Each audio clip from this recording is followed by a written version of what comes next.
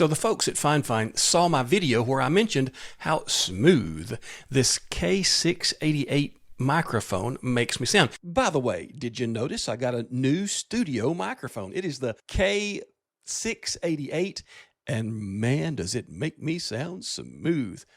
Now, it's a USB mic the way I have it set up for my regular recordings. It really is a good sounding USB microphone. They tell me the K688 was actually developed to be paired with their SC1 audio interface so it can be used as an XLR microphone. Now, I knew that it had both capabilities. It has the USB-C port on bottom, and it has the XLR jack on bottom as well. So I was aware that it could be used either way. I didn't realize there was an audio interface that was designed for it to be used with it. An XLR microphone always has the potential to produce better sound than a USB microphone. The ability for its hardware, its processors, to handle the heavy lifting is a whole lot better than asking the USB-C chip in a microphone to handle the heavy lifting. So it makes sense that there's a better option and the potential for better sound by running it through the SC1 audio interface. So let's look at the SC1 audio interface from the good folks over at Fifine. On the front, you're going to see a 1/4-inch XLR combo jack for input 1. Now, next to it is the 48-volt phantom power toggle, so you can run a condenser mic with this unit. The 48-volt phantom power toggle lights up green whenever it's active.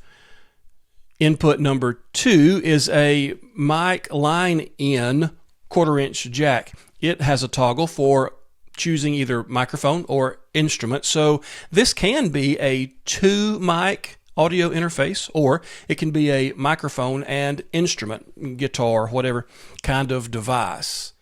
The headphone jack on this one is a 1/4-inch as well, with a volume knob and a monitor toggle, so I can turn it on or off here. The top has gain knobs for each input and one for the output. Now, the input knobs have a very nice LED ring at the base of each knob, so you get a visual of what your level is: green, orange, and red.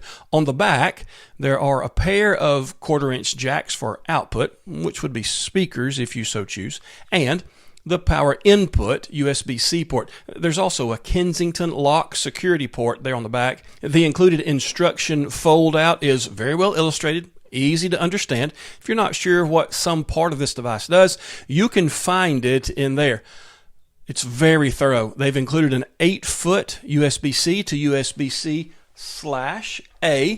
It does have the adapter built in so that you've got the USB-C to USB-C or the USB-C to USB-A. That's included with the device. And it makes it really easy to plug into your computer when you're trying to get audio from your desktop setup. So let's talk sound. If you're finding this video to be valuable, would you mind smashing that like button? It's the best way I've found for YouTube to tell me to keep making content like this. I've run a few microphones through this unit, and I'm getting good results from everything I've connected it with. First, we'll start with this condenser mic. Now, it's a Shure MX14 desktop microphone. It's what you might use for play-by-play in the press box. It's great for calling a game, with one exception. It has a push to mute. I think that's called a cough button, and I think that's exactly backwards from what a press box needs. What you want is the ability to push it so you can talk and then let it not pick you up whenever things are not needing to be said over the PA. I'll probably be designing a spring lever that will take care of that for me. This mic runs much hotter, but I am using the 48-volt phantom power button here. You can see it lit up green there. And I had to back off a little bit on my gain so that I didn't have any kind of distortion from this microphone. Running a vocal microphone into this unit yields good results as well. This is a Sennheiser E835. It is a really good on the platform kind of mic. A lot of churches will use this, and so if you're wanting to get instrumentals and vocals into your recording software on your computer through this Fifine SC1 audio interface. It works incredibly well. Plug your guitar into input 2, plug your vocal mic into input 1, and man, you've got some great sound headed toward your computer. And finally, back to the mic I'll be using this interface with. Now, I'm sending you as raw an audio as I possibly can. I don't know what kind of changes YouTube makes to audio between the time I record it and the time you get to see it, but I've not processed it in any way. I've not filtered it. I have not compressed it. I've not edited it to take the echo out of this room, and this is an echoey room.